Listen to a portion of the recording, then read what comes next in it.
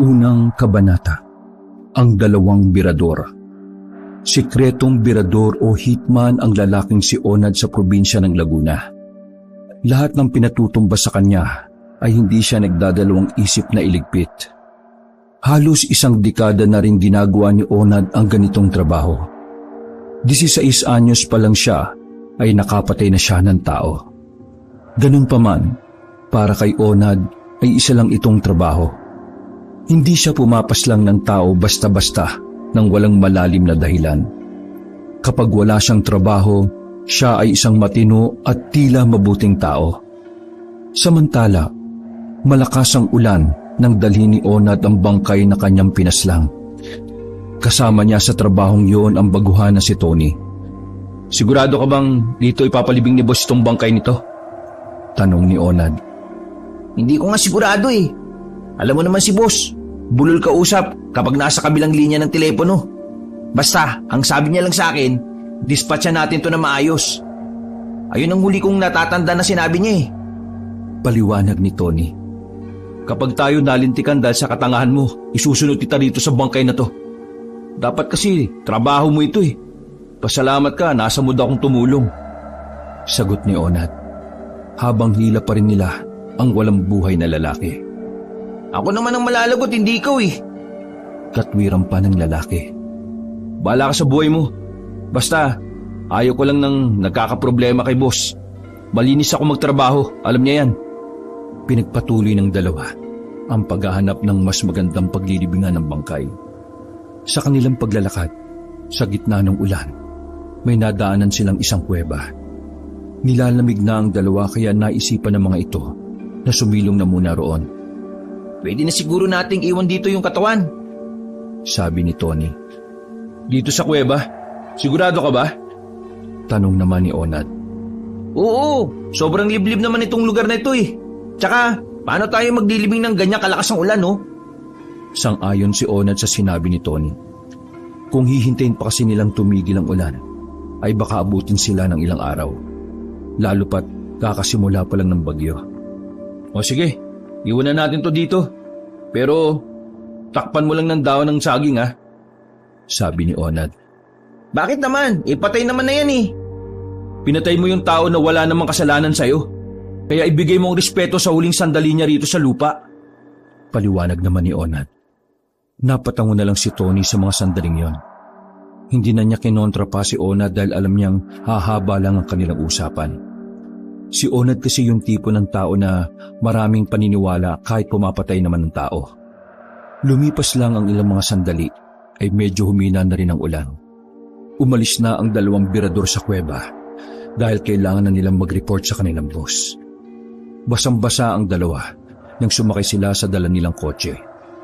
Nang panda rin na ni Tony ang sasakyan ay napahinto sila kaagad. Oh, bakit? Tanong ni Onad. Sabay silang napatingin sa harap ng kotse. Nakita nilang nakaharang malaking asong itim. Tila umiilaw ang mata nito dahil sa liwanag na mula sa sasakyan. Ang laking aso nito oh. Anong lahi kaya ito? Tanong ni Tony. Tiningnan ng maigi ni Onad ang asong yon. May napansin siyang kakaiba, dahilan para pigilan niya si Tony na lumabas. Hindi yan basta aso, sabi ni Onad. Ha? Eh anong tingin mo dyan? Ahas? Pabalang na wika ni Tony. Kusinaan mo na lang, huwag mo nang labasin. Kailangan na nating umalis. Sinunod na lamang ni Tony ang sinabi ni Onad. Agad din namang tumabi ang malaking aso at pinagmasdan lamang ang kanilang pag-alis. Makalipas lang ang ilang oras, nakarating na rin sila sa kanilang hideout.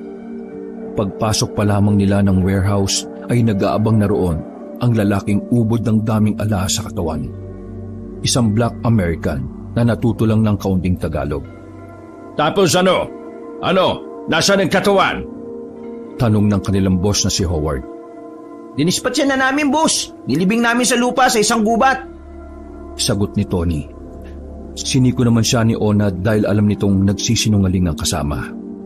Fuck! I told you last night that you need to bring that man to me, dead or alive. Bakit mo nilibing sa gubat? Nasampal pa sa kaliwang pisngi si Tony dahil sa galit ng kanilang boss. Pero Ang sabi niyo sa akin, boss, ilibing. I said bing, not ilibing. Clean your fucking eardrums. Init mo ulo ko. Nanlaki ang mga mata ni Tony nang bumunot ng baril ang kanilang boss at itinutok sa kanya. Wag, boss! Wag! Babalikan ko na lang po ulit yung katawan! Boss! Wag niyo lang akong patayin! Parang awa mo na, boss! Halos maiyak-iyak na sabi ni Tony. Huminga ng malalim si Howard. Sinubukan nito magtimpi. Bring the body to me or else you will die! Pagbabanta ng kanilang boss, napatango na lamang si Tony. Sabay na lumabas si Onad at Tony. Kabadong malala ang lalaking si Tony dahil buhay na niya ang nakasalalay. Samahan mo ko, ha? Sabi ni Tony kay Onad. Hindi na. Tinulungan na kita. Na kung tutusin solo mo dapat yon. Sige na, tulungan mo ako ulit. Baguhan lang ako sa ganitong trabaho, no? Kailangan ko ng gabayan ng isang veterano. Pakikiusap ni Tony. Maraming namamatay na baguhan sa ganitong trabaho. Lalo na kung tatanga-tanga. Kung hindi mo gagamitin ng utak mo, baka hindi ka na umabot sa birthday mo. Sabi pa ni Onad. Maglalakad na sana ito, ngunit may pahabol si Tony sa kanya. May kondisyon. Kahit anong gusto mo ibibigay ko. Sabi ni Tony. Nakangiting humarap si Onad sa kanya. Talaga? Sige. Anong gusto mo? Kalma ka lang, Tony. Sasabihin ko rin kapag natapos na natin ang dapat tapusin. Tara na, habang mahina pa ang ulan. Sabi ni Onad at nauna nang naglakad. Kinakabahan ako sa gusto mo Sakay ng itim na sasakyan ay binalikan ng dalawang kinaroroonan ng bangkay. Huminto sila sa gilid ng kalye at saka pumasok sa kagubatan. Noong mga sandaling yon ay pansamantala nang tumila ang ulan. Tahimik na ang paligid. Maririnig na lamang nila ang huni ng mga ibon. Dito tayo dumaan kanina, no? Tanong ni Tony. Hindi ko alam. Bahala ka. Tanging sagot ni Onad. Makalipas pa ang ilang minuto, natanong na nila ang kuweba gamit ang isang flashlight na kanilang daladala. Nagmadaling maglakad palapit doon. Kaso, nang makarating sila ay wala ng bangkay na iniwan nila roon. Ang nandoon na lamang ay ang mga dahon ng saging. Takang-taka ang dalawa kung saan napunta ang katawan. Nasaan napunta yun? Tanong ni Tony. Baka bumangon. Pagbibiro naman ni Onad. Ano yun? Nabuhay? Biglang sumakit ang ulo ni Tony noong mga sandaling yon. Hindi niya malaman kung anong gagawin niya. Batid niya na kapag bumalik siya ng hideout na wala ang katawan, siguradong siya naman ang paglalamayan. Nandito lang yun Bakit yun Nahinto ang kanyang pagsasalita. Sa pinakaloob ng kuweba ay may narinig silang kalabog. Tila ba may tao sa loob, kaya nagsimula silang mahiwagaan. Nagkatinginan ng dalawa. Nagkasinyasan sila, kaya si Tony na ang pumasok. Habang naglalakad sila sa kuwebang yon, nabulabog nila ang mga nagpapahingang paniki. Napasigaw pa si Tony sa gulat at nadapa na lamang ng maglipara ng mga paniki. Visit ng mga paniki ito, sabi na lamang ni Onad. Buddy, parang may daan sa dulo nito May naririnig akong agos ng tubig Sabi naman ni Tony. Baka ang dulo nito ilalim na ng tubig. Papatayin talaga kita. Naabala na ako sa mga ginagawa mo sa buhay Inis na sabi ni Onad. Pagkatapos naman ito may kapalit naman Katwiran pa nito. Ngumisin ni lamang si Onad ng mga sandaling yon. Sa kanilang paglalakad, may natanaw na rin silang liwanag sa dulo. Mas lalo nilang binilisan ang paglalakad. Napagtanto nila na tagusan pala ang kuweba. Nakarating sila sa gilid ng ilog. Batid nilang may tao doon dahil may sinigaang mga tuyong kahoy. Anong lugar to? Wika ni Tony. Bakit ba tayo dumiretso pa rito? Wala naman yata yung hinahanap natin. Sabi ni Onad. Buddy, tingnan mo may mga kabayan sa gawing yun. Itinuro ni Tony ang kaliwang banda na hindi naman kalayuan. Anong gagawin natin dyan? Iritadong tanong ni Onad. di tingnan natin. Baka sila yung kumuha ng bangkay. Tapos, malalaman nila na birador tayo at tayong pumatay. Nag-isip ka ba? Binatukan ni Onad si Tony. Isa natin siya hanapin. Yung katawan na yun. Bahala ka sa buhay mo. Ang usapan natin, hahanapin natin ang bangkay. Hindi tayo makikipag-usap sa iba. Sa bangkay lang. Bumuntong hininga na lang si Tony.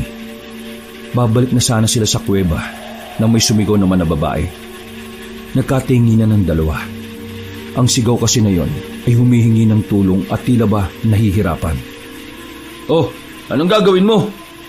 Tanong ni Onad. Hanapin kung saan galing yung sigaw. Sabi ni Tony. Baliw ka ba? Yung bangkay lang ang pakay natin, kaya tayo napadpad dito. Kaya mo bang marinig na may namamatay tapos wala kang gagawin? Oo, birador tayo. Pero tulad ko, alam ko may malasakit ka pa rin sa iba. Sabi ni Tony. At tila naging malaking sampal yon kay Onad. Kaya wala siyang nagawa. Pumayag na lang siya na samahan si Tony. Matapos ang ilang sigaw, ay nanahimik na rin ang babae. Sigurado na sila na sa mga kabahayan na yon galing ang sigaw. Nang makalapit sila sa maliit na komunidad, dahan-dahan silang sumilip doon. Wala silang makitang tao sa labas. Pero may naririnig silang mga boses.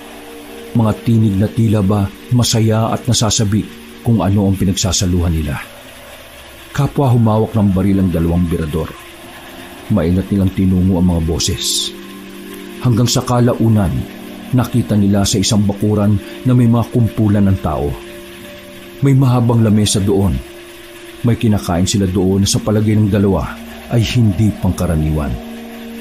Mga ilang sandali lang ay nakita na nila kung ano ang nasa lamesa. Isang babae na wala ng buhay. Wakwak na ang tiyan. Hiwa-hiwalay na rin ang braso at hita nito.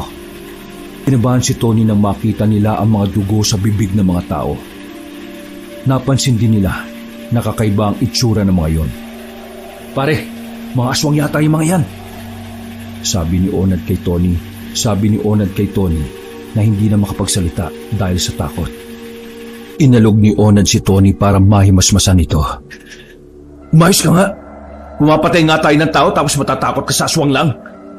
Sabi ni Onad at sinampal pa si Tony ng ilang beses. Maya-maya pa, naramdaman nila na parang may natatapakan sila. Paglingon nila sa baba, ay nakita nila ang isang ulo. Mabilis na tinakpan ni Onad ang bibig ni Tony. Dahil ang ulo na kanilang natapakan ay ang ulo ng lalaking pinatay nila. Sa mga pagkakataon na yon, napagtanto na kaagad ni Onad na kinain ng mga aswang ang bangkay ng kanilang iniwan. Huwag kang mag-iingay kung gusto mo pang makaalis tayo rito. Pabulong na wika ni Onad at unti-unti niyang inalis ang kamay niya sa bibig ng kasama. Huminga ng malalim si Tony. Paglingon nila sa bakuran ng mga aswang, nagtaka sila dahil nawala na ang mga yon. Naalarma ang dalawa sa ideyang nararamdaman na sila ng mga aswang. Maingat ang hakbang na ginagawa nila para lamang hindi sila makalikha ng ingay. Nang makapasok na sila sa kuweba, nakita nila sa kanilang paglingon ang grupo ng mga aswang na nakatanaw sa kanila. Kahit hindi naman yon lumapit sa kanila, ay labis na takot pa rin ang naidulot ng mga yon. Mabilis na tumakbo si Onad at Tony papasok ng kuweba. Tila nawala ng silbi ang kanilang mga baril nung oras na yon. Alam kasi ni Onad na kapag nagpaputok sila ng baril, baka mas marami pa palang aswang ang mabubulabog nila. Sumakay ang dalawa sa sasakyan at pinaharurot palayo sa lugar na yon. Hindi na muna sila umuwi sa hideout. Natatakot si Tony na kapag nakita siya ng kanilang boss, baka yun na ang huling sandali na makikita siya ni Onad. Nagpalipas na muna sila ng oras at nag-isip kung ano ang dapat unahin. Ang kanilang boss o ang mga aswang na kanilang natuklasan. Maagang hapunan ng mga aswang. Galit na galit ang boss nila Onad at Tony nang bumalik sila na wala ang bangkay ng lalaki. Sa galit ni Howard ay napalo niya ng baril sa ulo si Tony.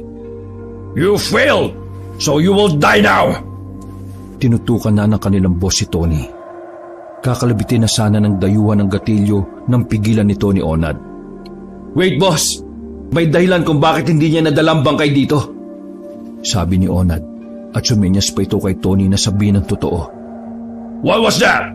Explain it to me clearly. If that reason is unacceptable, papatayin kita. Pansamantalang inalis ni Howard ang nakatutok na baril sa ulo ng lalaki. Nag-agat naman ng tingin si Tony at tiningnan ng kasamang si Onad. Sige na, Tony. Sabi mo sa kanya kung anong dinanas mo. Sabi ni Onad. Lumunok ng laway ang lalaki at bumuelo. Kinakabahan si Tony sa mga sandaling yon. Pakiramdam niya, isang pagkakamali niya lang ay bubulagta na siya. Boss, ang totoo niyan iniwan talaga namin yung bangkay ng lalaki sa kuweba. Kaso, pagbalik namin, wala na dun, boss Sa sinabing yun ni Tony, ay lalong nagalit ang kanilang boss. You lied to me. Sabi mo, libing mo. Then now you're telling me that the body of that fucking man is gone? Sinabunutan ni Howard sa buhok si Tony at saka muling tinutukan ng baril. Sir, kinuha siya ng mga aswang ginawa siyang pagkain. Inalis ang ulo. Dagdag pa ni Tony. Nagkatinginan ng ibang tauhan ni Howard at maya-maya lang ay nagtawanan na sila. Shut up! Galit na sigaw ni Howard. Sabay dinakma ulit ang kwelyo ni Tony. Are you making fun of me? No, boss. Maniwala kayo. May aswang sa kuwebang pinuntahan namin. Nakita pa namin yung kuta nila. Marami sila. Kumakain sila ng tao. Di ba, Onad? Kay Onad naman nadako ang tingin ng lahat. Pakiramdam ni Onad ay siya naman ang nasa hot seat. Boss, nakakatawa mang isipin pero totoo ang sinasabi ni Tony. Sinamahan ko siya kanina. Ako mismo, nakita ko rin yung pangyayari. Kung hindi kayo kumbinsido, boss, pwede kayo magpasama ng ilang tao at babalikan namin yung sinasabi ni Tony na kuweba. Sabi ni Onad.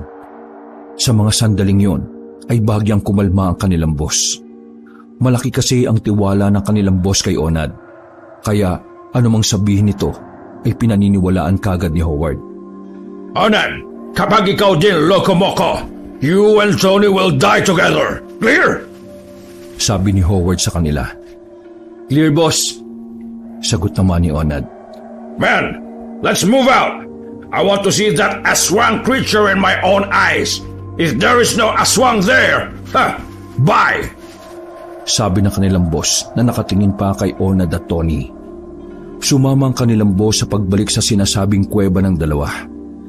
Agad silang bumiyahe patungo doon sakay ng 3 kotse. Sa mga sandaling yon, malakas na ang loob ni Tony. May kung anong bagay ang tumatakbo sa kanyang utak. Isang plano na bigla na lang niyang naisip. Nasa pamamagitan nito, mas mabilis siyang yayaman. Pagparada pa lang ng sasakyan sa gilid ng kalye, ay nakarinig na sila ng hiyaw.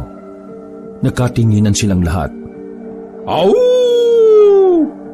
Biro ng isa nilang kasamahan. Dito ang daan! Sabi naman ni Tony. Sinimulan na nila ang paglalakad.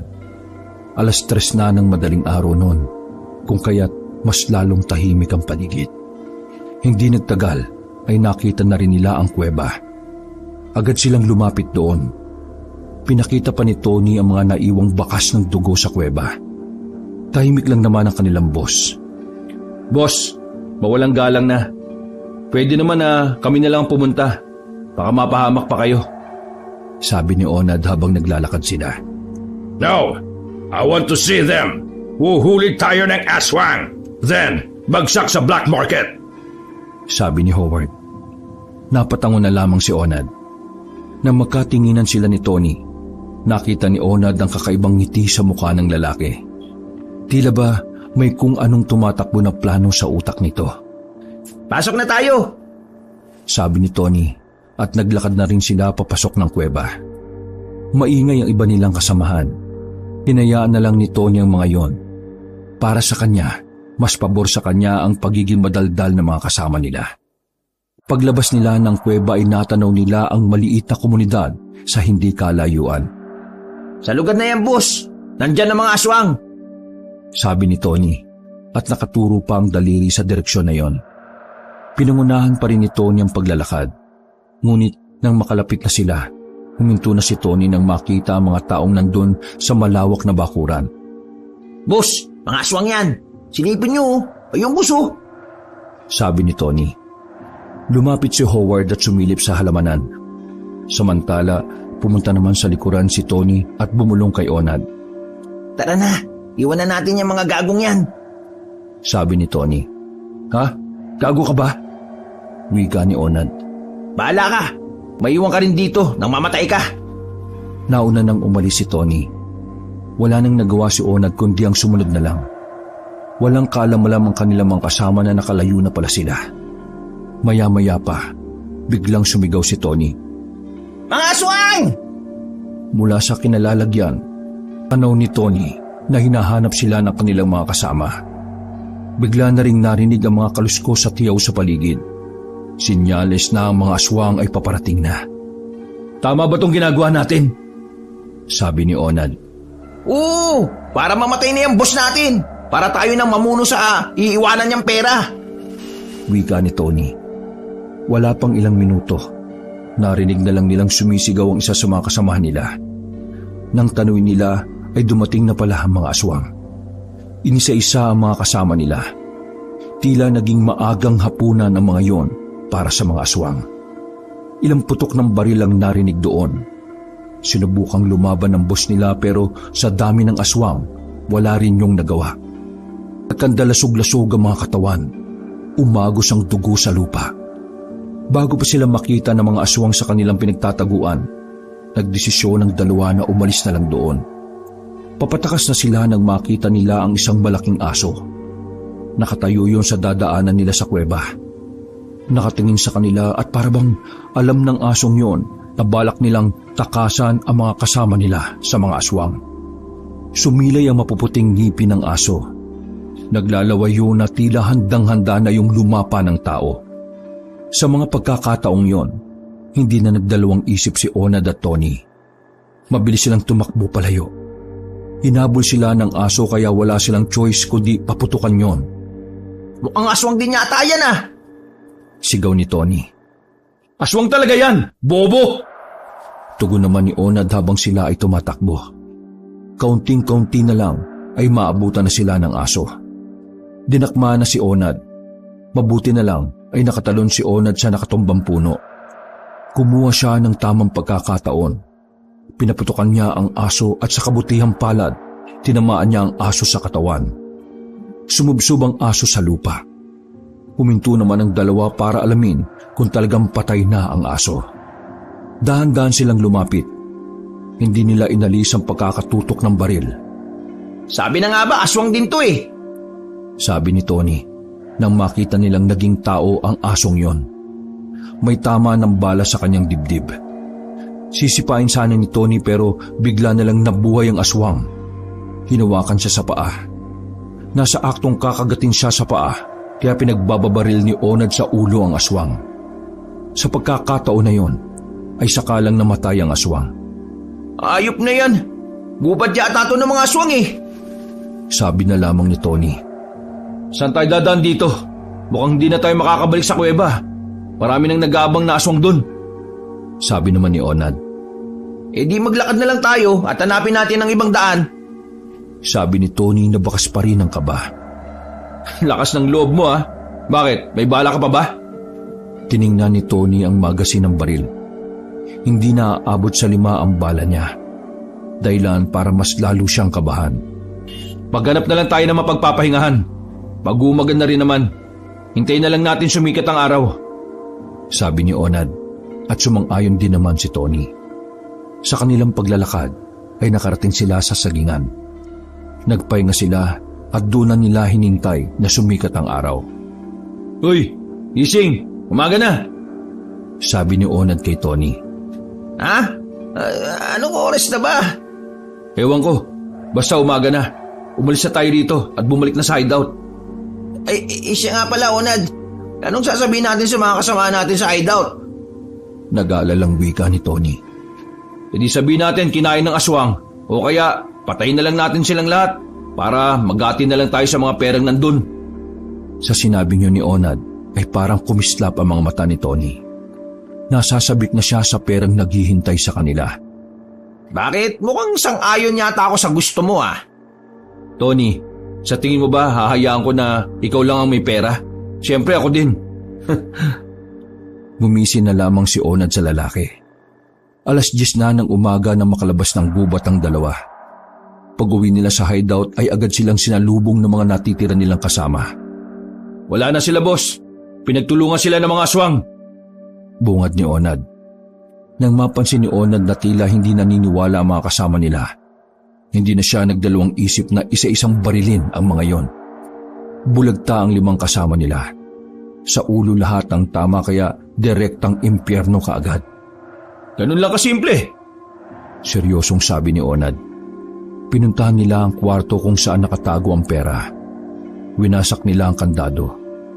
Pagbukas nila ng pintuan, tumambad sa kanila ang 4 na briefcase sa lamesa. Pera ang laman ng mga yon. Dahilan para mas lalong magdiwang ang kalooban ni Tony. Ha! Tayo nang mayaman ngayon, Onad! Masayang sabi ni Tony. Tig-2 case tayo. Tig-3 milyon yan. Inabot ni Onad ang 2 case kay Tony. Tila Diyos naman na hinalik-halikan pa ni Tony ang mga pera sa loob. Ano naman ang gagawin mo sa perang yan? Tanong ni Onad kay Tony. Eh di yung kalahati, ipapadala ko sa pamilya ko sa Masbate. Yung kalahati, sa akin. Sagot ni Tony. Natawa na lang si Onad. Nilinis nila ang warehouse ng mga sandaling yon. Sinunog nila ang mga bangkay ng kanilang kasamahan. Nagdiwang silang 2 at nag-inom.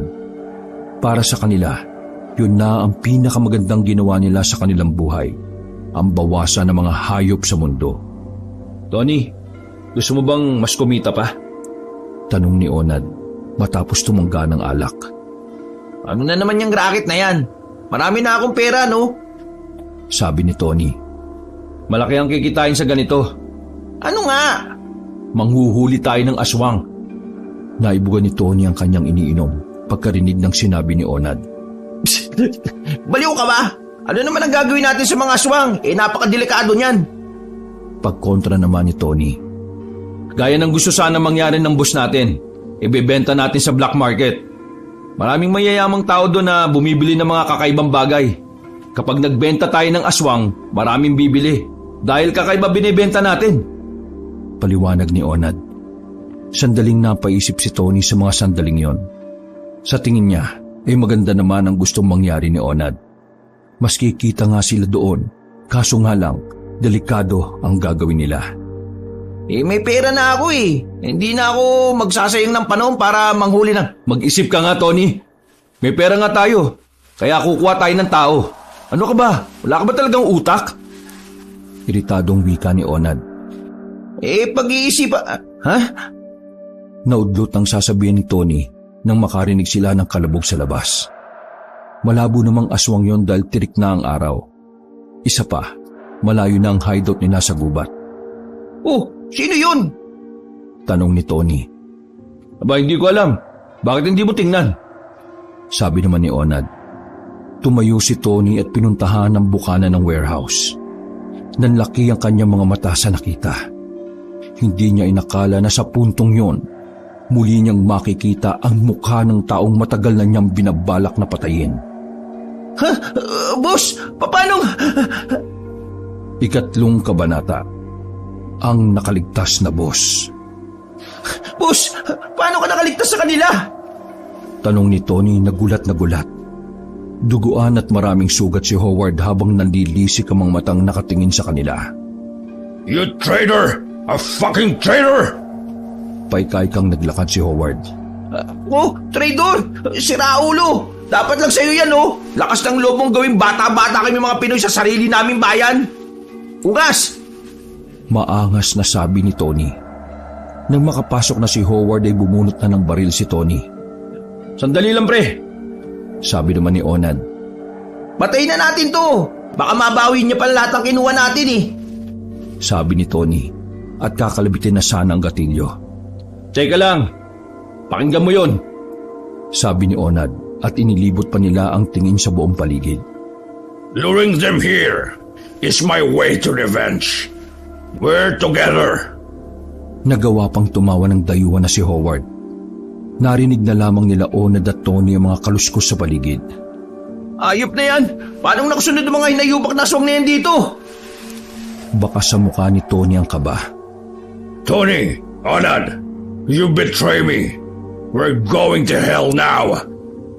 Tumawa pa si Howard kahit na tumatagas na ang dugo sa ilang parte ng kanyang katawan. Mga ilang sandali lang ay may pumasok na rin na aswang sa loob ng warehouse. Agad na dinakma ng aswang ang kanilang boss. Sumunod na ang ibang aswang sa paglapa sa dayuhan. Samantala naman ng dalawa na wala pang ibang aswang para tumakbo. Mabilis silang nagpunta sa mga nakatambak na sasakyan. Sumuot sila sa ilalim habang maigpit ang pagkakahawak sa baril. Wala pang ilang minuto, narinig nilang marami na ang hiyawan sa warehouse. Natigil na rin ang sigaw ni Howard na sinyalis na patay na ito. Malakas ang kaba ng dalawa habang nakatago sila. Kahit na may baril sila, alam nila sa kanilang mga sarili na hindi sila uubra sa dami ng aswang na yon. Mamamatay tayo kung magtatago lang tayo dito. Pabulong na wika ni Tony. Mas madali tayong mamamatay kung lalabas tayo. Nakapalibot na sila sa warehouse. Sagot naman ni Onad. Natigil sila sa kanilang pag-uusap nang maramdaman na meron ng aswang sa tambakan. Mabibigat ang paa na kanilang naririnig. Hindi isa, hindi dalawa, kundi 5 ang aswang na naghahanap sa kanila. Paa lamang ang nakikita ng dalawa, pero sapat na yun para kilabutan sila. Tila ba nawala ang kanilang pagiging birador dahil sa panganib na dala ng mga nilalang na yon. Nagulat na lang si Tony nang biglang may humila sa paa niya. Dali-dali nang lumabas si Onad sa ilalim at pinaputukan ng isang aswang na humahawak sa paa ni Tony. Agad na bumulakta ang aswang. Hindi makalapit ang mga yon dahil sa nakatutok na baril ni Onad. Ayos ka lang pare? Tanong niya kay Tony. Pagtingin nila ay duguan na ang paa ni Tony dahil sa bumaon na kuko ng aswang. Pwisit! Na-corner na tayo! Sabi ni Tony habang iniinda ang kirot sa paa. Hindi sila makakalapit. Takot ata sila sa baril eh. Sabi ni Onad at muling nagpaputok. Nagbababaril niya ang mga nasa bukana ng pinto. Napatingin sila sa bintana na malapit sa kanila. Yun na lamang ang daan para makalabas sila. Kaya sa mga sandaling yon, hindi na sila nagsayang ng oras. Agad na sinampa ni Onad si Tony. Sumunod naman si Onad paakyat habang nakatutok ang baril sa mga aswang. Bilisan mo! Dali! Sabi ni Onad sa akay-akay niyang si Tony. Habang nasa loob pa ng warehouse sa mga aswang, ay palim silang pumunta sa nakaparadang sasakyan. Nang makita nilang nakalabas ang mga aswang, ay dali-dali na nilang pinaharurot ang sasakyan. Mabibilis ang mga yon kaya nagawa silang pantayan sa pagtakbo. Habang nagmamaneo si Tony, ay siya namang pagpapaputok ni Onad. Bilisan mo pare! Bilis! Sigaw niya kay Tony. May sugat ang paa ko pre! Kalmahan mo lang! Sabi na lamang ni Tony. Muntikan pa silang mabunggo. Mabuti na lamang ay mabilis na nakabig ni Tony ang manibela palayo sa puno. Pagkarating nila sa kalye na marami ng poste ng ilaw, ay unti-unti nang nawala ang mga aswang. Nakahinga na sila ng maginhawa sa mga pagkakataon na yon. Oh! Ayop na mga aswang yan! Sabi na lang ni Onad at napabuga pa ito ng hangin. Matapos makalayo, ay inihinto na lamang muna nila ang sasakyan sa gilid. Tinalian ni Onad ng tela ang sugat ni Tony para hindi na yun magdugo. Maraming salamat pero parang may nakalimutan ata tayo eh. Wika ni Tony. Nagkatinginan silang dalawa. Napampas na lang si Onad sa harapan ng sasakyan nang maalala ang pinakamahalagang bagay para sa kanila. Buwisit! Yung pera na iwan natin! Inis na wika ni Onad. Naknang tinapay naman Bakit hindi mo kinuha? Napatayo sa kinauupuan si Tony sa sobrang pagkadismaya. Kita mo namang nagpasukan na yung mga aswang eh. Naku naman Onad! Pera na, naging bato ba? Napakamot na lamang si Tony sa kanyang ulo. Balikan natin bukas. Magkasama lang naman yung briefcase natin eh. Wala naman sigurong kukuha nun dun. Sabi ni Onad na pilit pinapagaan ang mood. Paano kung kinuha yun ng mga aswang? Tony, anong gagawin ng mga aswang sa pera? Ipambibili ng tao makakain? Natatawang sabi ni Onad. Napailing na lamang si Tony sa mga sandaling yon. Nagpalipas muna ang dalawa ng gabi sa daan. Wala na kasi silang mapupuntahan dahil walang-wala rin silang dalang pera. Kinabukasan, naisipan agad nila na balikan ang warehouse. Ang malaking pera ang nagtulak sa kanila para baliwalain ang panganib na dala ng mga aswang. Isa pa, tirik naman ang araw kaya kampante silang walang aswang. Pagdating nila doon, ay daan-daan silang pumasok. Kita nila ang mga bakas ng dugo ngunit wala roon ang mga bangkay. Maging ang katawan ng kanilang boss na si Howard ay di na rin nila nakita.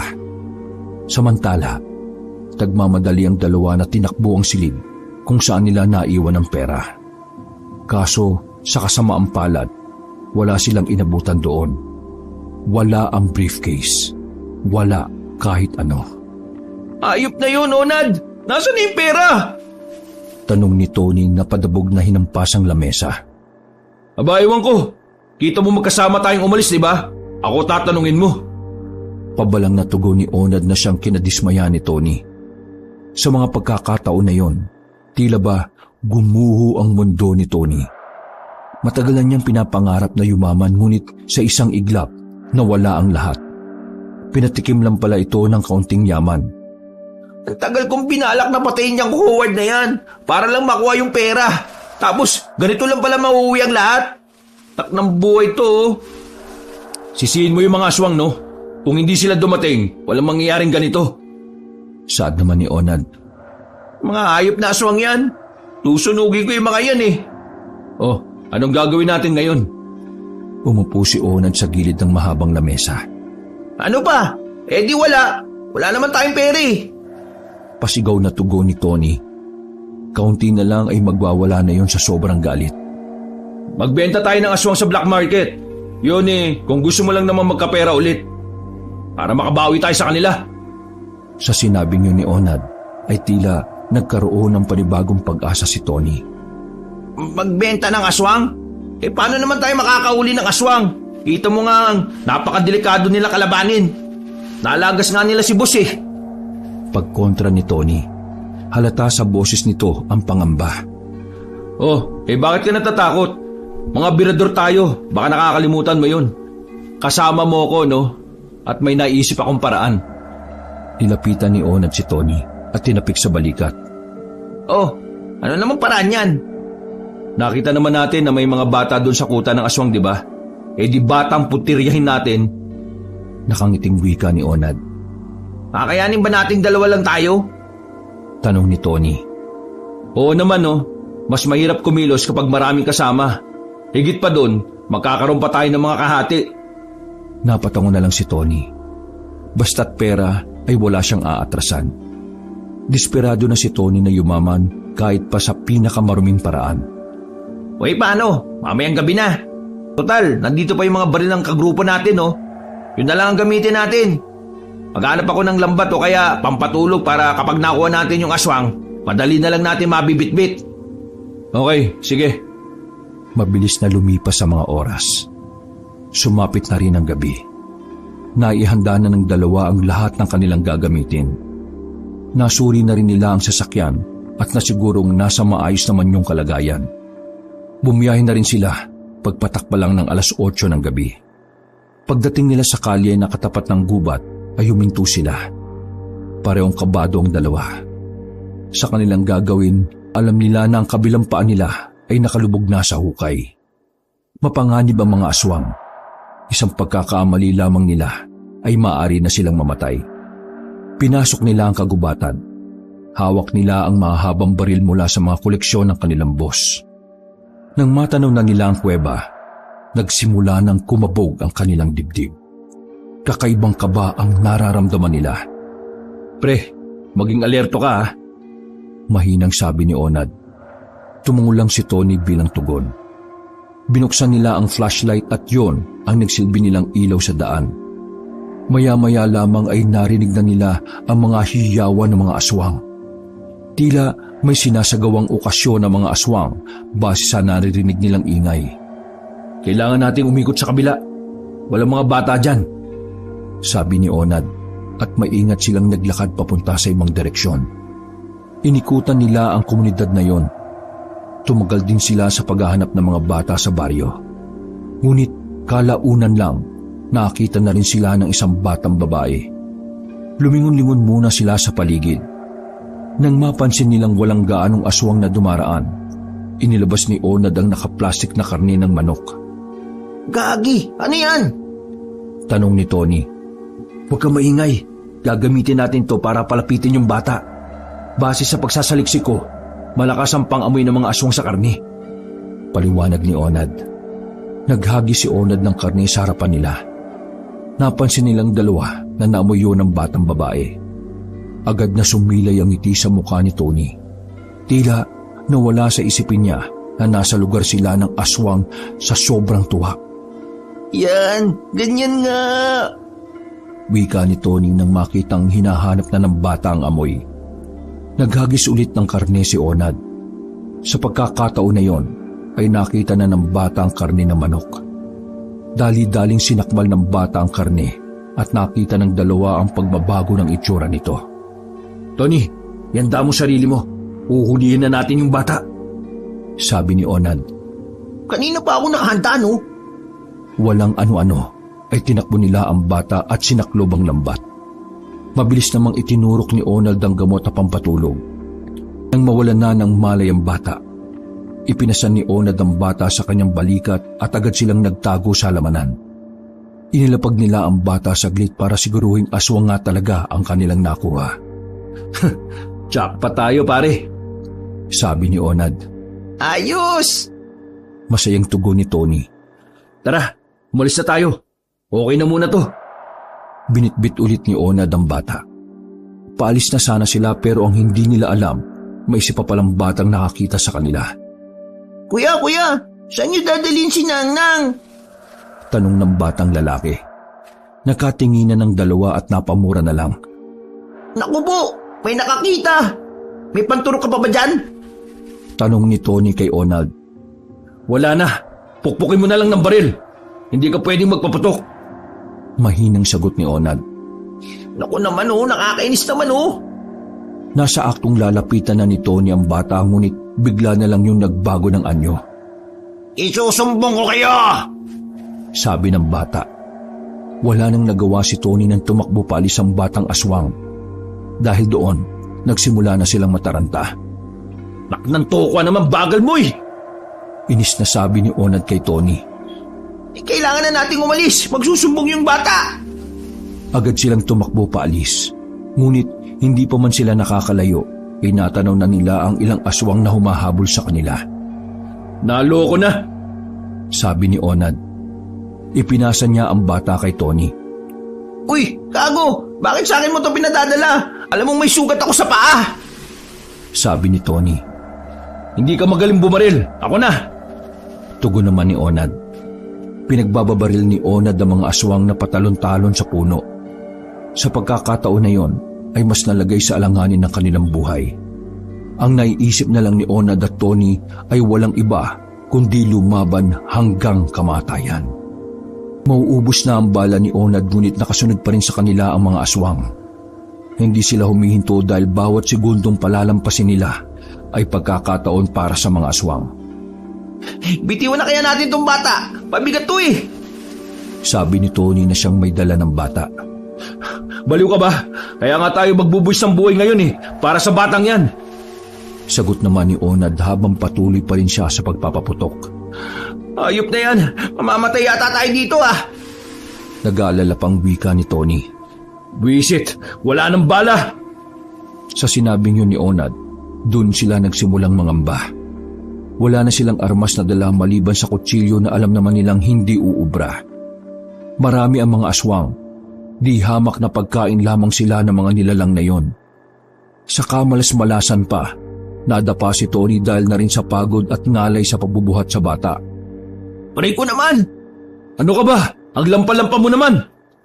Sabi ni Onad. Ikaw naman ang magbuhat nito. Kita mo nga may sugat ako sa paa eh. Gago ka pala eh. Inis na sabi ni Tony at pwersahang inalis sa ibabaw niya ang walang malay na bata. Bumangon ka na, ano ba? Malapit na sila! Wika ni Onad. Nagkusa na itong ipasa ng bata sa balikat niya. Pare, ayan na sila! Nanlalaki ang mata ni Tony habang nakatingin sa mga paparating na mga aswang. Takbo! Nauna nang tumakbo si Onad. Pagtanaw nila sa likuran ay halos 10 metro na lang ang distansya sa kanila.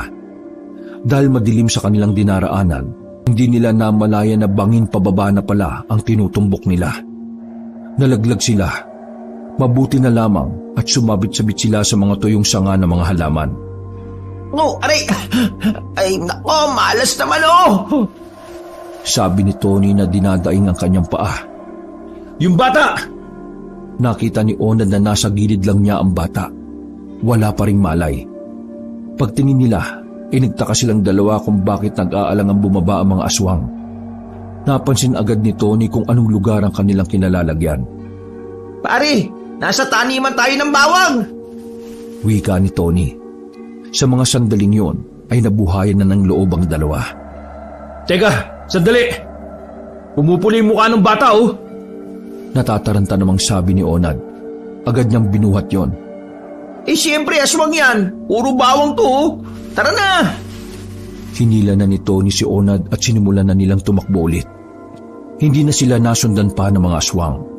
Sa puntong yon, laking pasalamat ang dalawa dahil kahit mga halangang kaluluwa nila, mabait pa rin ang Diyos sa kanila.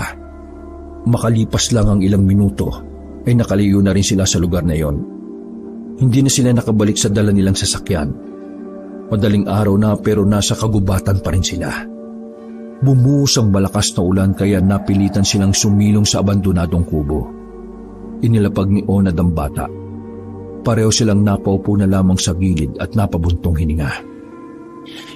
Hindi ba tayo masusundan ng mga aswang na yun? Hingal na hingal si Tony sa mga pagkakataon na yon. Ewan ko, hindi na siguro. Magpahinga muna tayo. Hindi na ako makahinga. Tugon naman ni Onad na makailang ulit pang bumuntong hininga. Kapwa sila napatingin sa bata. Biglang sumagi sa isipan ni Onad ang limitasyon ng itinurok nila. Nabahala si Onad dahil batid niya na kaunting oras na lang ang natitira. Kailangan na nila yung madala sa kanilang hideout. Nang tumila na ang ulan, umalis na rin sila sa lugar na yon. Bitbit nila ulit ang bata at pinagpatuloy ang paglalakad. Muli silang nakarating sa kalye. Inilapag nila ang bata pansamantala sa gilid habang naghihintay ng dadaang sasakyan. Baka naman, lamangan mo ko kapag naibenta na natin yan Paniniguro ni Tony. Pwede ba? Saka mo na isipin yan. Kailangan pa nga natin dalhin to sa hideout natin 1 oras na lang magigising na to. Kapag nagising na yan, yari talaga tayo dyan. Napapakamot na lamang sa ulo na wika ni Onad. Mga ilang sandali lamang ay may natanaw na silang ilaw. Narinig nila na may paparating na sasakyan. Agad silang gumitna para harangin ang truck na paparating. Nakailang busina pa sa kanila ang truck ngunit naging matigas ang dalawa. Paghinto ng truck ay pinuntahan agad ni Onad ang driver at saka tinutukan ng kutsilyo. Ugo! Naghahanap buhay lang ako! Sabi ng lalaking driver. Hanap buhay sa ganitong oras? Alis dyan! Peram kami na sasakin mo! Sabi ni Onad at mas dinikit pa nito sa liig ng lalaki ang talim. Pakiusap! Huwag niyo ako sasaklan! May pamilya po ako! Pagmamakaawa ng lalaki. Ngunit napansin ni Onad na tila ba may dinudukot ang lalaki sa gilid. Hindi na nagsayang ng pagkakataon si Onad.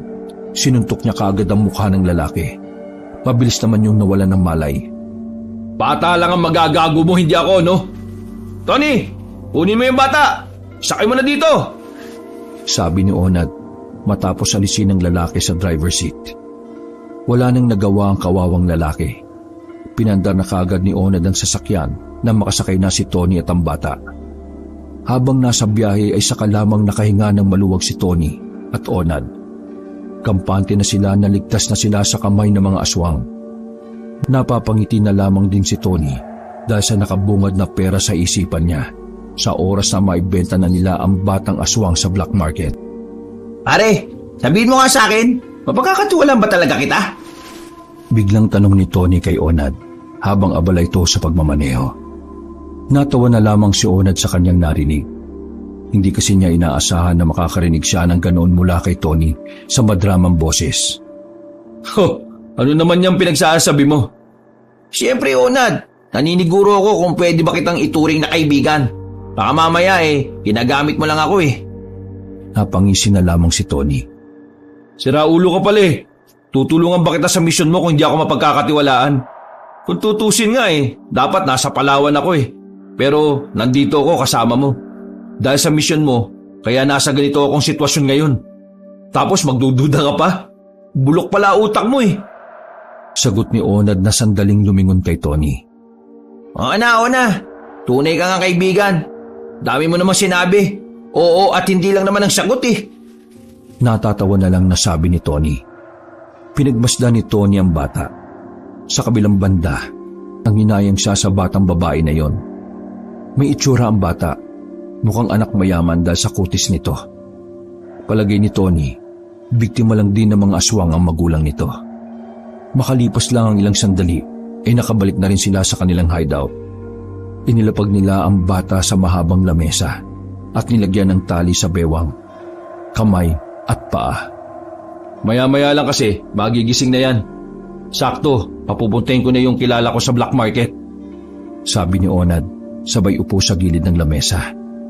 Magkano mo ba mabebenta yan, pre? Tanong ni Tony. Di ko rin alam Silang bahala magpresyo. Pero wag tayo papayag na bababa sa 2 milyon yan. Kahit mga 2 or 3 milyon na siguro. Paliwanag ni Onad na ikinabigla naman ni Tony. Ha? Ganon ka mahal? Tony, hindi naman hayop ang binibenta natin Aswang to. Bira lang to. Kahit sila, hindi sila makakahuli ng ganito Napatango na lamang si Tony. Sa kanyang kalooban ay hindi niya maiwasang hindi masabik. Dahil sa wakas, mapapalitan na ang perang naudlot para sa kanilang dalawa. Sige na, matulog ka muna Tony. Para mapahinga mo muna yung sugat mo. Huwag ka mag-alala, dito lang ako sa tapat ng batang to. Babantayan ko. Sabi ni Onad at tiningnan siya ng masama ni Tony. Subukan mo lang itakas yung batang yan, papatayin kita. Pagbabantaan niya. Baliw ka ba?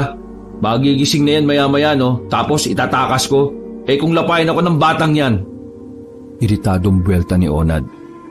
O sige na, isingin mo lang ako kapag nandyan na yung mga bibili Naglakad na rin palayo si Tony at pumasok sa bakanting kwarto. Tumango na lamang si Onad. Pag-alis ni Tony ay sinuri ni Onad ang batang nakailata sa lamesa. May mga ugat yon sa leeg na talagang bumabakat na sa balat. Medyo mahaba rin ang kuko ng bata. Ang mga yon ay senyales na ilang minuto na lang ay muli na itong didilat. Mabebenta ka rin namin. Nangingiting wika ni Onad. Sumapit ang 8:00 ng umaga. Narinig ni Onad na may dumating na sasakyan. Hinuwakan agad ni Onad ang baril na bago niyang kuha sa imbakan nila ng armas. Pagsilip niya sa labas, nakita niya kagad si Joseph, ang kakilala niyang nasa black market. Lumabas agad ng warehouse ang lalaki at hinanap ang bisita. Sakto naman na nagising na si Tony noong mga sandaling yon. Onad! Kumusta? Tanong ng lalaking si Joseph. Ano, bibili niyo na ba? Tanong ni Onad sabay tingin sa daladalang malalaking bag ng mga bataan ni Joseph. Nasaan na ba yung sinasabi mong aswang? Tanong ni Joseph. Sinenyasan ni Onad si Tony para buksan ng mas malawak ang pinto. Sumilay ang malapad ng ngiti ni Joseph nang makita ang batang babae na nakahilata sa lamesa. Onad, di ba sabi mo magigising na yung bata? Mag-alas 9 na, tulog pa rin. Bulong na sabi ni Tony habang nakatingin sa bata. Pinakinggan lamang siya ni Onad, ngunit hindi naman siya kinausap. Yung batang yan, aswang? Naglakad si Joseph palapit sa bata at naglakad paikot doon. Tulog pa kasi. Gusto mo, hintay mo munang magising para makasiguro kayo. Suwestyon ni Onad. Hindi siya pinansin ni Joseph. Nakita na lamang niya na hinahaplos ng lalaki ang braso ng bata papunta sa pisngi. Parang mas gusto ko siyang gawing... Joseph, ano ba? Bata yan. Tsaka di ba sabi ko aswang yan? Pagpuputol ni Onad. Ano naman kung aswang o bata? Pwede namang... Nagulat silang lahat nang magising ang bata. Nakagat si Joseph ng bata sa kamay. Tanggal ang kanyang dalawang daliri. Babarilin sana nila ang batang babae, ngunit malakas nitong nakalas ang pagkakatali. Sumuot ang bata sa ilalim ng sirang sasakyan.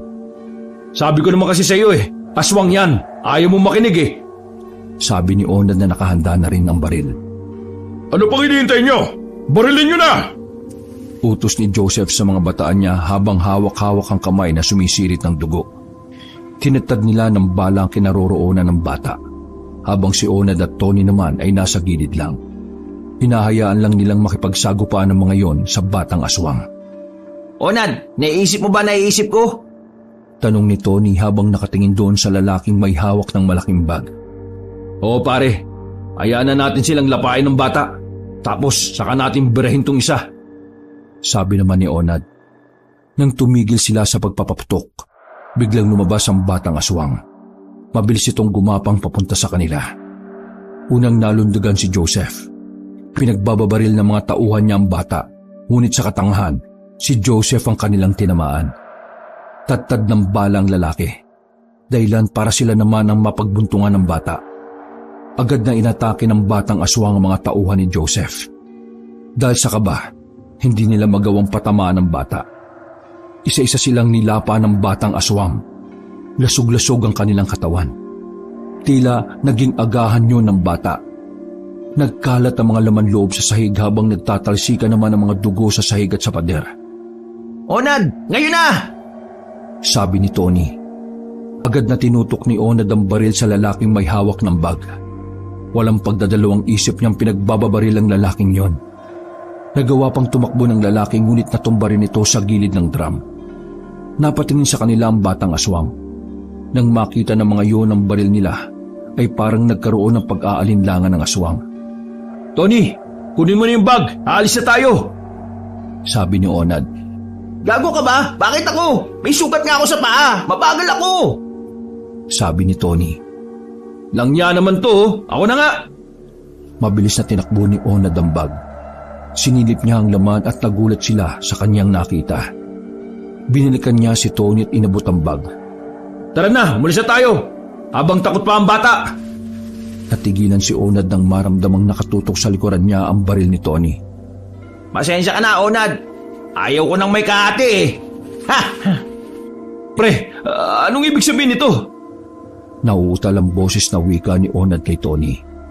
Pasensya na pero hindi talaga ako tunay na kaibigan Pagdating sa pera, walang pamilya o kahit sino sa akin. Nawala na yung una Di na ako papayag na hahatian mo pa ako rito. Nakangiting wika ni Tony. Gago ka. Huwag kang nga mapagbiro ng ganyan. Pilit lamang ang tawa na ipinakita ni Onad. Aminado siya sa kanyang sarili na kinakabahan siya sa nakatutok na baril. Mga ba ako nagbibiro, Onad? Ngumisi si Tony kay Onad. Nakakaloko ang ngiti ng lalaki kung kaya't ramdam ni Onad na seryoso ito. Akala ko ba magkaibigan tayo? Sa ganitong uri ng trabaho, walang nagiging magkaibigan, tandaan mo yan. Lahat dapat hindi mo pagkakatiwalaan. Dapat alam mo na yan Mas matagal ka na sa akin sa ganitong trabaho, di ba? Tony, pag-usapan natin to. Sa'yo na yung pera. Huwag mo lang ako patayin. Pakiusap ni Onad. Tumaas ang kilay ni Tony at saka ngumiti. Sige, total may pinagsamaan naman tayo Akin na itong pera Tapos itong batang to, papatayin ko na rin. Wala namang silbi to Ikaw naman, umalis ka na bago pa magbago isip ko. Nilapag ni Tony ang bag sa lamesa. Habang ang batang aswang naman ay nag-aalangan pa ring lumapit. Binuksan ni Tony ang bag at ilang sandali lang nakita na lang ni Onad na nadismaya ang mukha ni Tony sa laman. Pasensya ka na Tony pero nautakan tayo ni Joseph Literal na papel lang yan. Nakangiting wika ni Onad sa kanya. Ayop naman Nasa aktong babarilin na ni Tony si Onad ngunit mabilis na lumundag sa kanya ang batang aswang. Nabitiwan ng lalaki ang baril. Habang nasa ibabaw niya ang aswang ay nagdesisyon na rin si Onad na iwan siya. Sige na Tony, total ikaw tong nagtarantado Bahala ka na sa buhay mo. Humahalakak na tawa ni Onad at saka lumabas ng warehouse. Wag mo ako iwan dito! Sumakay si Onad ng sasakyan at saka pinaharurot ito. Napapailing na lang siya at medyo dismayado sa ginawang pagtraidor sa kanya ng kasama. Kala siguro ng gago mautakan niya ako. Traidor ang potya. Natatawa na lamang nasabi ni Onad habang nagmamaneho. Pagkalipas ng ilang oras ay nagliwaliw na muna si Onad sa isang bahay aliwan. Wala siyang dalang kapera-pera. Pero dahil kilala na siya roon ng may-ari ay nakapasok siya ng libre. Anong atin, Onad? Tanong ng isang babae na si Bianca na hapit ang suot na katawan. Maganda ito at maputi. Kitang-kita ang kaseksihan nito. Gusto ko lang ng alak. Magpapalamig lang. Sagot niya habang nakaupo sa tapat ng table. Oh, nasan si Tony? Patay na ba? Tanong ni Bianca. Ngumisi si Onad at napahawak na lang sa kanyang noo. Oo, patay na. Makulit eh. Kaswal nitong sabi na siyang ikinagulat naman ng babae. Ha? Patay na? Ano kinamatay? Paano? Bianca, alam mo naman kung anong trabaho namin, di ba? Malamang namatay sa bala ng baril. Sabi na lamang ni Onad. Batid niyang hindi niya pwedeng sabihin na aswang ang pumatay sa lalaki. Sige. Ikaw naman, masyado kang seryoso. O sige na, kukunin ko na ang alak mo. Sabi ng babae at umalis na rin to kaagad. Nung mga sandaling yon ay nakadalawang bote lang si Onad. Nagpaalam na rin siya bandang 7:00 na ng gabi. Lalabas na sana siya ng bahay aliwan nang habulin siya ni Bianca. Onad, regalo ko sa iyo sa birthday mo. Baka magamit mo balang araw. Inabot ni Bianca ang isang kwintas na may pendant na bilog. Oh, para saan to? Tanong ni Onad. Sabi niya nagbenta sa akin, pangontra daw yan sa mga elemento. Pati na sa aswang. Diba sabi mo kanina may haharapin kang aswang? Natatawang sabi ng babae. Ha? May sinabi ba ako? Nagtatakang tanong ni Onad. O sige na, malis ka na. Naglakad na palayo si Onad at sinuot na ang kwintas. Bumiyay siya pabalik ng warehouse. Sa isip-isip niya ay wala na roon ang batang aswang. Malakas din ang hinala niya na patay na si Tony sa mga sandaling yon. Pagdating niya sa warehouse, wala na siyang marinig na kahit na anong ingay doon. Dinukot niya ang kanyang baril at kampanteng naglakad papunta doon. Pagpasok niya sa loob, bumungad sa kanya na nandun pa rin ang bangkay nila Joseph. Nakita niya ang batang aswang na nakatali na dun sa drum. Anong akala mo sa akin, bobo? Nagulat si Onad nang marinig niya ang boses na yon. Paglingon niya, ay nakita niya si Tony na may hawak pa rin na baril. May sugat ito sa kaliwang kamay na dulot ng batang aswang. Sinasabi ko na nga ba babalik eh. Dagdag pa ni Tony. Paano ka nakaligtas? Mamamatay ka na kanina, di ba? Nagtatakang tanong ni Onad. Sumilay ang nakakatakot ng ngiti ni Tony. Ramdam sa mukha niya ang galit sa ginawang pag-iwan sa kanya ni Onad. Matagal mamatay ang masamanda mo, di ba? Baka lang nakakalimutan mo. Nakangising sabi ni Tony. Dahan-dahang binaba ni Onad ang hawak na baril. Malakas ang kabog ng dibdib niya. Batid niya na sa mga pagkakataon na yon, di na siya bubuhayin ni Tony. Kumalma ka lang, pre. Wala akong kasalanan sa'yo, ha? Ikaw nga unang nag-traidor sa ating dalawa eh. Wala akong pakialam, Onad. Basta, papatayin kita ngayon. Pamili ka. Papatayin kita gamit ang baril ko o ipapalapa kita sa batang aswang na yan. Idinako ni Onad ang kanyang tingin sa batang aswang. Sa itsura ng batang aswang na yon, parang gutom na gutom pa rin kahit na ang dami na nitong nilapa. Akmang lalapit si Onad ngunit hindi na nagdalawang isip si Tony. Kinalabit na niya ang gatilyo. Tinamaan sa gitnang dibdib ang lalaking si Onad. Bumagsak kagad ito sa sahig ng padapa. Sinabi ko naman sa iyo, Onad, wala ka dapat pinagkakatiwalaan sa mga kasama mo. Lahat tayo sa ganitong trabaho, mga demonyo. Tumatawang wika ni Tony. Babarilin pa sana ni Tony si Onad nang biglang makarinig na siya ng mga yabag ng paa sa labas. Naknanto ko Natuntun na naman ako ng mga aswang. Ang bira naman Katapusan ko na rin pala. Madiin na sabi ni Tony. Biglang may mga pumasok na aswang sa loob ng warehouse. Nakakatakot ang mga mukha nila. Magpapaputok sana si Tony sa mga yon, ang kaso nga lang ay wala na pala siyang bala. Ayop na to, malas naman oh!